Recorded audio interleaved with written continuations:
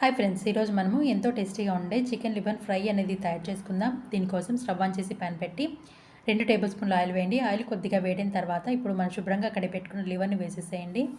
ఇప్పుడు ఇందులోకి కొద్దిగా పసుపు, ఉప్పు, 1 స్పూన్ అల్లం వెల్లుల్లి పేస్ట్ వేసేసి ఒకసారి మంచిగా కలిపేసేసుకొని దీన్ని 5 నుంచి 10 నిమిషాల పాటు దీన్ని బాగా ఫ్రై చేయండి. ఇలా ఫ్రై చేసేటప్పుడు మంచిగా ఈ లివర్లోంచి నీరు అనేది ఇలా వచ్చేస్తుందండి. నీరు అనేది మంచిగా ఇంకిపోయేంత వరకు లివర్ని బాగా ఫ్రై చేయండి. ఇది మంచిగా ఫ్రై అయిపోయిన తర్వాత ఇప్పుడు ఇందులోకి 1 టేబుల్ స్పూన్ ధనియాల పొడి, 1 టేబుల్ స్పూన్ కారము, ఒక హాఫ్ టేబుల్ స్పూన్ మిరియాల పొడి వేసేసి మంచిగా కలిపేసేసుకొని మూత పెట్టేసి ఒక 2 నిమిషాలు మగ్గనివ్వండి.